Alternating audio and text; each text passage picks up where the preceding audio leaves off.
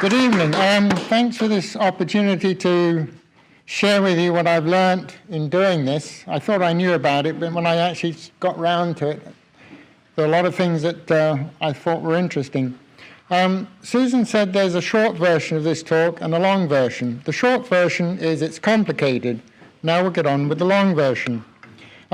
Photographing glass is challenging because it is as beautiful as are the ways that glass reacts to light. It can reflect light, can color it, can bend it, can polarize it, and glass can even actually emit light of its own, fluorescence. I want to make sure we all understand things like reflection and how light is reflected off shiny surfaces. So what you see here is a demonstration of angle of incidence equals angle of reflection, and I have a little mirror set up, a laser beam coming in and it coming out, and a water-filled jar to show the path. If we could show the movie.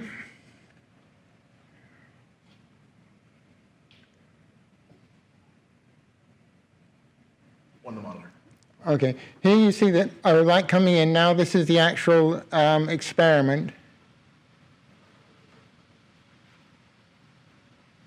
And we have a laser beam coming in from the bottom, and I'm moving it around, and you can see the exit beam, the reflected beam. So reflected angle equals incident angle.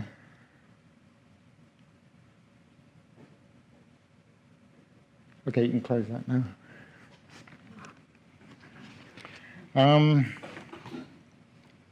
There are basically three sort of kinds of light. You can have a point source, which is a narrow beam coming straight down at you. That would be the sun, gives you harsh shadows. And then you can have a wide source, which is still directed, and it tends to give you softer shadows, which is here. And then you can have a diffuse source, which is perhaps a wide source, and light is coming every which way. And that gives you very few shadows. An example would be a cloudy day. And for a point source, an example is, say, the sun, which we all know gives you harsh shadows. And pretty much that's how light is divided. And there are basically three directions you can use for producing light. You can either have it from behind you, which comes from the front, or you can have it coming sideways, which would be something like Rembrandt or a window light, or you can have it coming from the back, which is contre-jour. In the case of solid objects, you would use it for silhouettes, but in glass objects, it transfers. You can get it through. So basically, lighting is a mixture of directions and angles. There are two kinds of reflection. A specular reflection is what you get from a mirror or a glass surface, and the angle that comes in is the same as it goes out. And then there's a diffuse reflection where the light coming in might be straight, but as it comes out in all directions. The two main areas for glass photography are bright field, where the light is sort of coming from behind you, or dark field, where it's coming in sideways.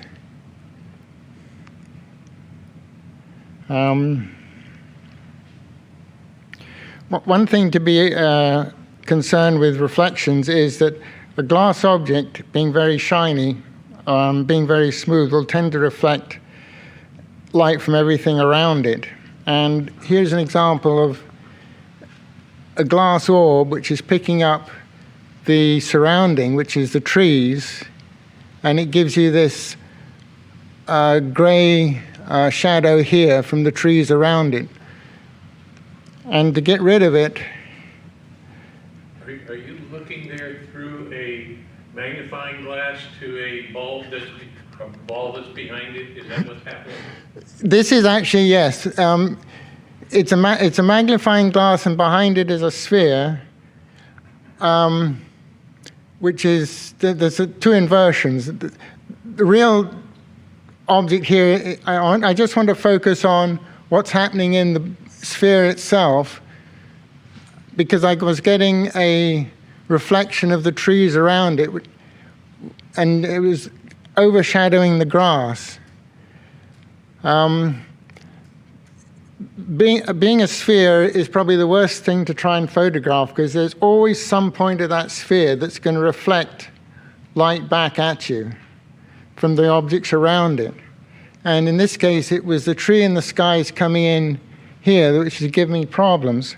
So the only way I could get rid of it is to put a black surface. This is, in fact, Susan holding a black surface above it. So now I'm reflecting black, which of course is dark. So now I can see these object around. The only part of the image I'm interested in is this part, because it's going to get pasted into something else. So ignore everything else.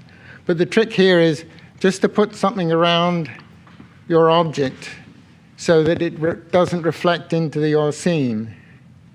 The sphere is transmitting what it's seeing behind it? It's not reflecting, right? Well, I'm seeing through it? yeah, you're seeing through it. That's what I want to show. Okay. But objects around it will give off light. Sure. And that reflects off the surface. And the surface of a glass surface being polished will immediately throw it back, because glass will reflect about 4%, which is about 4 stops worth of light. Back the other slide. Can you explain that? This one? Yeah. Okay. This was basically a show-off piece, because I have the camera, a large lens, an orb, and my house. And what I wanted to show is all three in line. But the problem was that the orb, being completely circular, would pick up the objects around it, which is the trees and the garden. And I didn't want it to do that. I just wanted to see through it. So to stop it picking up the things around it, I had Susan hold the black cloth above it. So the sky is then blocked out from reflecting off the orb. Make sense? Right, okay, that's reflections. And now we'll move on to refractions. Okay, the first one should be, here's a diagram showing you how light can be bent by glass objects. And what tends to happen is that every time the light hits the surface that it isn't perpendicular, it'll bend it. So you get the points here get bent down and become upside down on the other side. This is how glass bends light, and your eyes work the same way, and a lens works the same way. And then, of course, your camera works the same way. And here is that orb looking through it, so it shows you the house upside down. And we have another movie in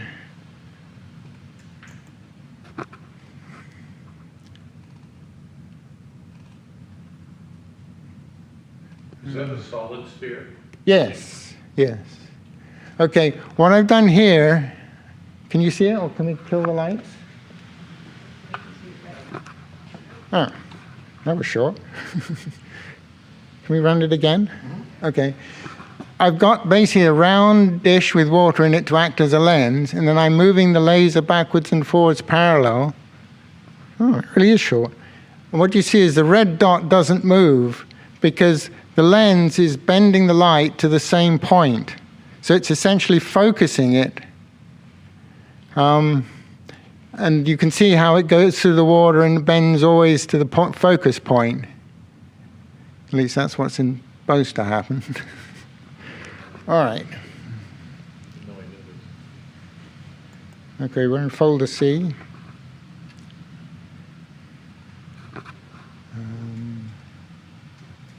Right, okay. Here is just lighting from above. And The next one is, oh, one thing you can do that I've experimented with is light painting. I don't have very large, extensive sources, but what I can do is I have a small source and then I can move it across horizontally to give the impression of a very very wide source. You do this, you put the camera on a tripod and set it up for long exposures, say 10 seconds, and move the light backwards and forwards, and it gives the illusion of being a wide source. Of course, you must make sure you don't trip over the tripod while you're doing it. Another trick here is using a direct light, but now I've got this terrible shadow. So what I can do there is basically raise the light, and what that'll do is make the shadow fall down into the dark area. And that gets rid of the shadow without changing the lighting on the glass too much.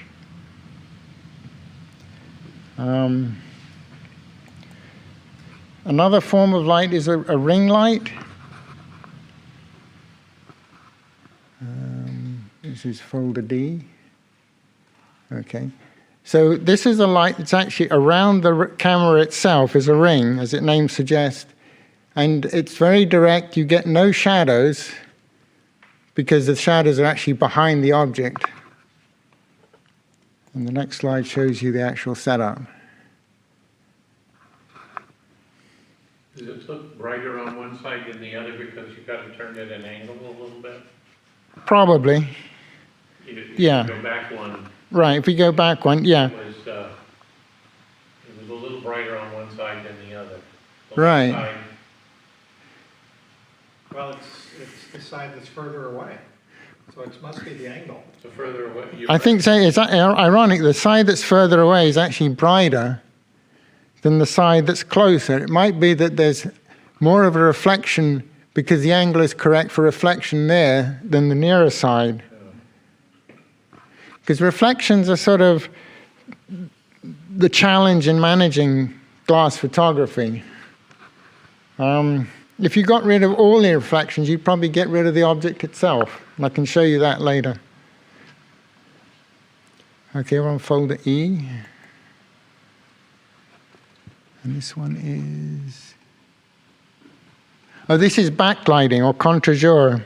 Basically, we have the light source, the object, and the camera. And here's our favorite perfume bottle.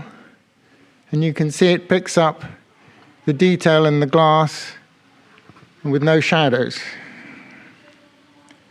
Here's another one. It's a perfume bottle that is completely black, but the decoration on top is frosted. Here's another one. You'll see some shading. This is a homemade backlight, and it's not entirely flat. It's basically 4 fluorescent bulbs inside a box and a piece of translucent white plastic on top.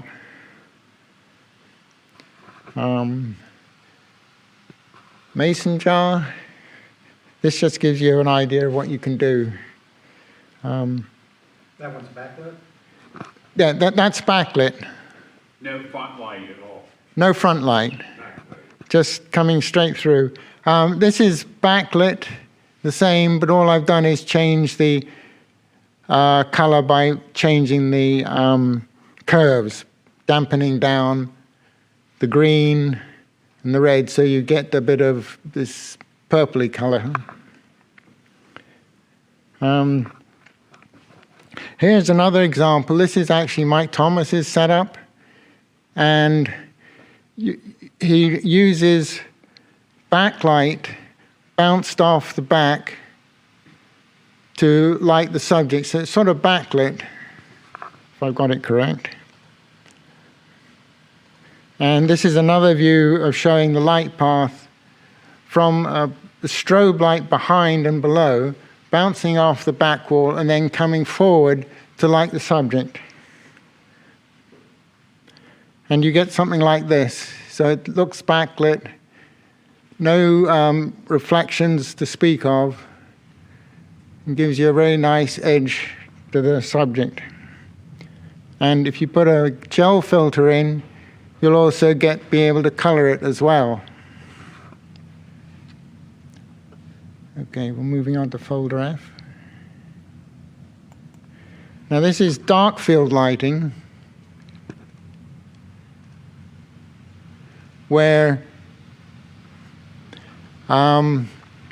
you're wanting the light to come in from the side, and I've done that by basically taking my backlight, blocking off the middle, and then surrounding it by 2 white cards. So the light is coming from the sides, bouncing off the cards, and hitting the subject sideways. And if we move to the next one, and you can see it all gets very bright, and this is what the subject looks like. Next one. And you can see it outlines the edges of the glass, and we can see the lettering outlined as well, but the behind it is, of course, black. And next one. And the perfume bottle comes out quite nice. It builds out the lines. Okay. Now if we go to folder G, which is edge lighting. This is a similar arrangement, except I've got dark screens this time.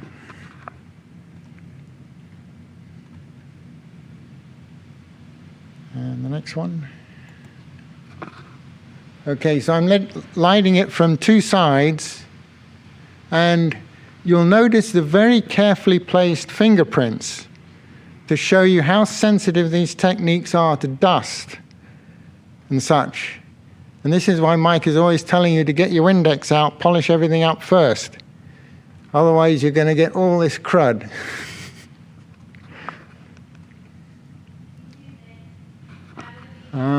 Yeah, this is really... That's the next one. Where the light source was there, it was on the sides? Yeah, the light is on the sides. That's why I have this... Both sides, yeah, yeah. Right. Oops. What are we on? Okay. This is lit from one side. You can see the fingerprints show up on the one side more so than the other. And then this is lighting it from above, where they don't show up so badly. And if we go to M1 setup 1. Give me a sec. Okay. No, we're not polarized, right? Correct. It's M1 setup 1. Which folder? Is that F? We're still in G. Still in G. Still in G. I don't have a movie for that. It's not. It's just a simple JPEG. There we go. No, there we are. That's the one. Okay, this is Mike Thomas's setup, and now he's using the side lights. And okay, we can skip that one. If you go to empty edge, and now you can see the effect of the side lights coming in. And what's interesting here is you can see the character of your light source. You've got these little lines. It's the grid, yeah. It's the grid. And one of the things with this kind of work is the character of your source shows up in your image. And here's the same thing, but this time with some backlight as well as the side lights, but we still see the character of the source coming into it. And then we go to empty background. Yeah, here we have the side lights plus some backlight, but with a gel, so you now have a blue image.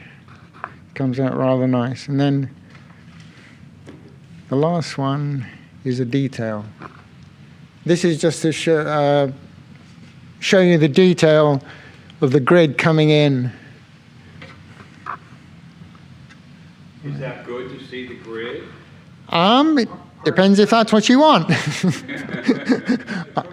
It's a choice. You may want it, in which case it's great. If you don't, you've got problems. The first one with just the side lighting, we weren't seeing the edge of the glass, right? I don't remember, I think, because you're seeing the point which the grid is reflecting, Yeah.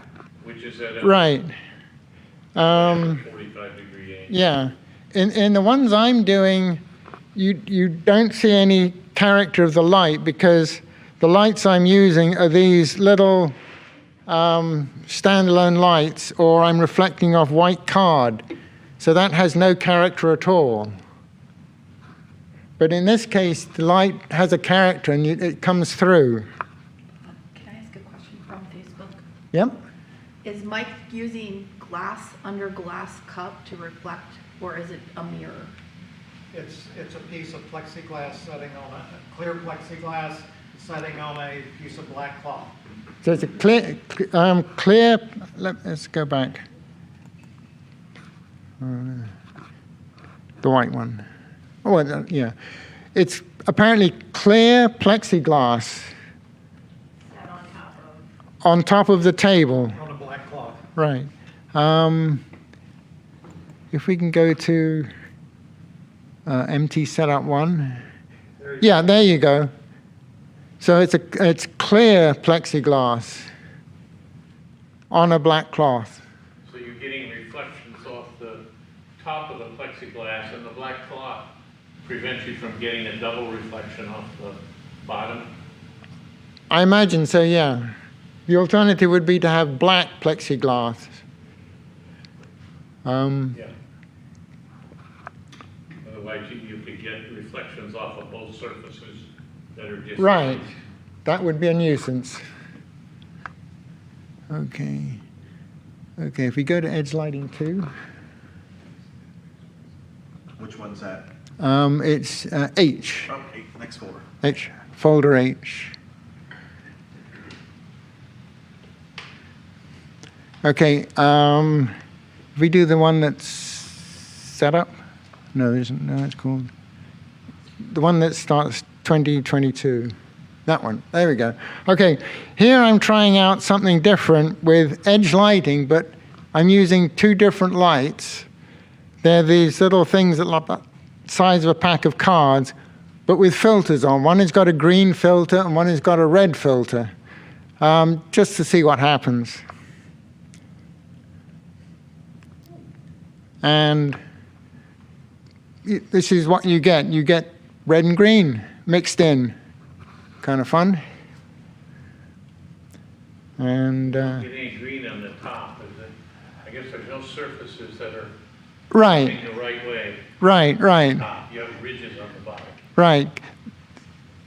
The color is coming from probably the frosted engravings in the glass itself, particularly on the top. If we go to 30, there we go. This is another one. You can see little indents on the stopper. They alternate red, green, red, green, red, green. Kind of fun. If we go to 3039. Oh, okay. Here I started with a mason jar, and we have red and green, and we also have white. I'm not quite sure where that came from, probably the light at the other end of the room. And 40, okay. Now I've managed to tone down the white, but we still got some red and green. And this is without a polarizer. You can sometimes get rid of reflections by using cross Polaroids, which is what I've done here. And you'll see the reflections have gone way down. And what polarizing is light is a wave, and it can either, if you like, oscillate vertically or horizontally and randomly. But if you polarize it, namely you select the vertical oscillations, and they get reflected off glass preferentially. And then if you change I would put another filter in front of the camera to only allow the opposite angle, it'll block them out. And glass will polarize light in a specific direction. I'll do more of that later. Kathleen is asking what kind of lights you're using, what they are, what kind are they? They are these little standalone lights that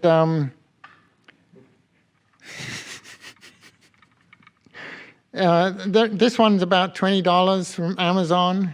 They're LEDs? LEDs, yeah. It does that. So it's something like that. Okay. Okay. So, okay, another lighting situation, we're in folder I.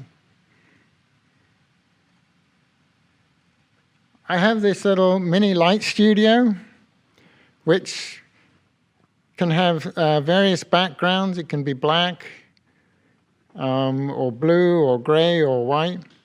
And it has a bunch of lights, LEDs along the top row and the bottom row. So you're getting basically light from behind you in direct light. And next one, okay. So with a black background, you get this kind of effect. It picks up the edges nicely, and the black tones everything else down. You can use a gray background, just different. But I noticed with this thing, you get these ridges, which I think are because the row of lights seems to have this ridging effect. The top part, the only part that's reflecting is the non-clear surface.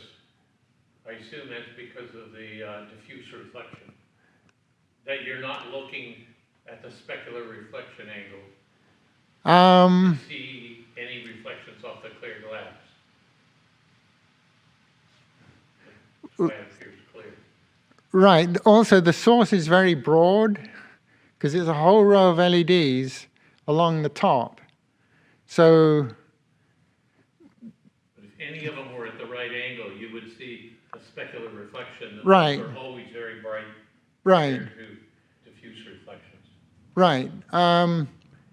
I think I'm just got lucky that the angle that the specular reflections are coming at are missing the camera. They're missing there. But on the bottom, you have lots of different angles. Right, right. Like photographing ocean waves, you're always going to get Right. specular reflection off some part of it. You can actually see that there are thin specular reflections where the edge of that particular glass is just right.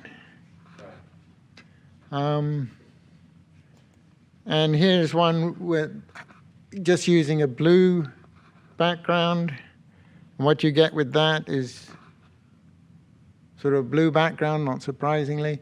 But what I notice is these images, all the pixels are narrow range, which gives you this sort of flat-ish presentation. But if I then use curves to spread them out across the whole output range, I get much more contrast, which is what I've done here. And you can see what I've done with the curve. I've made it span the whole output range by making it very steep and centering it on where all the pixels are. The other thing you notice is that there's a yellowish tinge to the light because this box has two sorts of lights, white ones and orange ones, which is how they adjust the color temperature.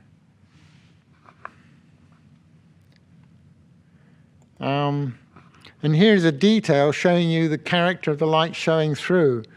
You've got all these little white dots, one for each LED. So again, the character of the source is showing through.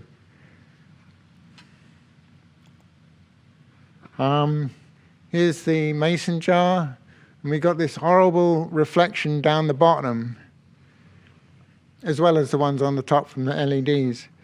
Looks like your house. That is pure coincidence. One way to get rid of it is just to change your angle. Okay, so now I've dropped the camera down. So now I still stuck with the LED lights at the top, but now I've got rid of that horrible reflection at the bottom part, and now I can see the lettering. So a lot of this is just changing your angle a little bit so that you can move the camera out of the specular reflections. Scott says online, curves can be a very good friend when it comes to toning. Agreed. Yeah. Can you repeat that to me? From Scott Dine mentioned that curves can be your friend When it comes to toning. when it comes to toning, which is in essence what's happening here. So here's our mason jar again, and I've stretched out the curve to cover all the good pixels, so now we get much more detail. And you can do the same thing in black and white as well. Right. Okay, now we go to J. This I think is the easiest one to do. Colored glass. And this is a version of side lighting, except instead of from the side, it's from the bottom. So I just put the objects on the light box. And that's the setup. This is what it looks like. So we've got the camera, box underneath, objects on top. Real simple. And we get something like that. Or for a piece of colored glass, next one, something like that. Might be a bit burnt out, but there you go. And another one. Yeah, this one is before I color corrected it a little bit. This is perhaps a little truer to the nature. These are all hand-blown pieces of glass. Right. Go to K. This sequence is just a summary of all the lighting techniques I've played around with, but always on the same object. So here we have the mini light box, all the lights coming from behind us. We can see the stuff at the top, horrible reflections. Next one, we cleaned it up by moving the camera. The next one. Now we've put a blue screen in. Now you can see the reflections from the bottom lights as well as the top lights. Next one, cleaned up the curves. Black and white.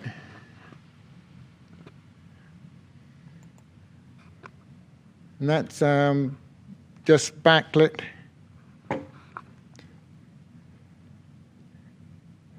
And this is dark field. And then we had the colored ones. And the next one. We got rid of the white light. And then got rid of it a bit more with the polarizer. And to complete it, we'd have a single spotlight, i.e. the sun. Picks up all the details, but now we've got this monstrous shadow. So we could turn it around. Now we're picking up the glass, but we still got the shadow in the back. Now if we put a diffuser up, which is just a screen, it gets rid of the shadow at the background. But we're now picking up all the objects around. This was done outside on the deck. So you can see sort of part of our deck and part of the house being reflected in the glass, because now all the objects around the glass are reflecting off it. Right. Here's part of the house, and there's part of the deck pole up there. So it's best to do this kind of work either in complete darkness or surround your subject by something that's black and featureless. Next one.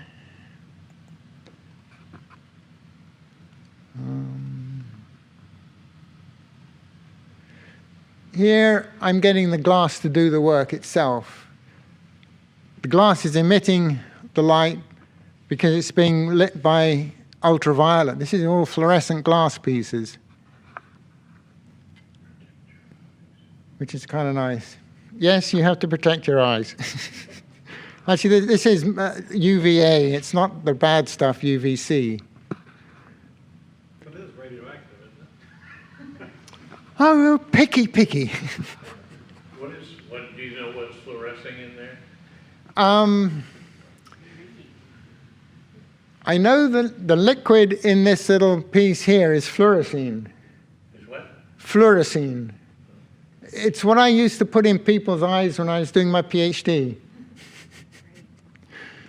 Sign of a misspent youth. That yellow stuff that they put in when they dilate your eye? Exactly. It's exactly what it is. And it fluoresces beautifully. The plate is probably, I think it's uranium glass. Yeah. And I think the vase is uranium glass. But I looked it up and they said the levels are very low. So it's very heavy then. Yeah. This is what it looks like next one in the real world. Quite different. And the last one is, this is about a detail about your light source. This is lit by a long fluorescent light up on the ceiling. And because it's long in one dimension, it'll be a very soft shadow, which is this edge here. But because it's narrow in another dimension, it gives you a very sharp edge here. So the shadow there is sharp and soft here. So the shape of your source determines, to some extent, what your shadows are going to look like. Right. Okay. Now this is, let me see if I can get this right for polarizing. What I mentioned before is light is a wave. And here we see an animation of the wave nature of light. So it can either oscillate up and down or sideways. But you can make filters that will select only one plane of light to pass. And the trick here is if you use two of these and they're in opposite angles, it'll block light entirely. And you say, what good is that? Well, it helps with reflections because glass and water, for that matter, will polarize light in a specific direction, which is what we're showing here. And then you can use that to put a polarizer on your camera which will block out the particular direction that the glass is selected. Next one. So here is the demonstration of how it selects one plane. The next one. Okay, so this is how cross polarizers work to block out light. And here's an example of a window that's reflecting light, but it's polarized. So if we put a polarizer on the camera that's 90 degrees, it blocks it out entirely, and now you can see what's behind it. And here's a setup I put together to show this. What I did is I took my light source and put a filter on it to polarize it. And this is without the polarizer blocking. And you can see all our fingerprints and all that rubbish. And then once we turn the polarizer on, it knocks all that out, but we still see the ground glass engravings come through. Next one. Okay, here I've used the polarizer, but what's happened is it's taken away the reflections on the edge, so they completely disappeared. So you can't actually see the top of the glass except the rim at the very top. So you can overdo it. If we do the movie.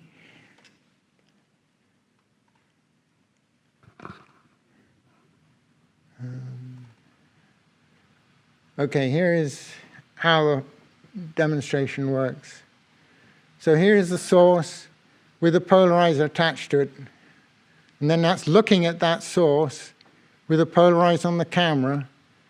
And when they're crossed, it goes virtually dark. There you go.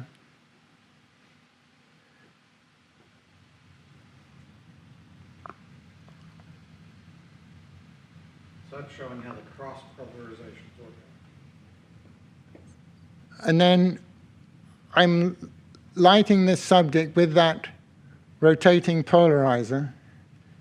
So at a certain angle, the polarizer is opposite to what the reflection is, and the reflection disappears, or largely gets attenuated. There it goes. And then we see the actual object itself. And then the same thing with the glass. And you can see the edges disappear completely at some point.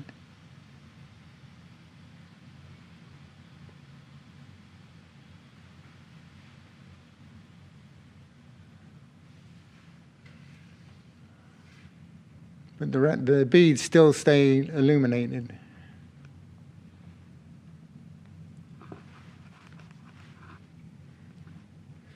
Okay, that's it. Any questions? I have a question. Yeah? What makes a good glass photo? Well, which ones do you like? I'm gonna turn lights on. I mean, I was concentrating more on technique rather than subject. I know. Now we can take beautiful pictures of glasses, and I don't know what makes a good glass photo. Well, it depends on what piece of glass you choose. I have all the pieces here that I used in the demonstration. I also have the two lights that I used. And we even have the fluorescent one here too. If you kill the lights, can you kill the lights? So, Oh, that's so cool. kind of fun, isn't it? But it's the only one that does it. So there's only this one. Yep. There you go. Right. I have a question. Mm-hmm. How come the beads in the champagne glass look like they were different colors? Because they're not. Put the lights back on. The beads in the champagne glass. Yeah, you were showing how the glass disappeared. but Right. The beads look like they are. Yeah, they change color They from, change color. or They they did? change, well, dark. Polarization. It might be the polarization. I know the little dots above are actually reflections of the beads. They're your mother's pearls. Yeah. They're all the same color on the strand. You have insider information. I don't know. That's a There you new go. one. To be determined. To be determined, yeah. Homework. Right. Pearl, maybe fluorescent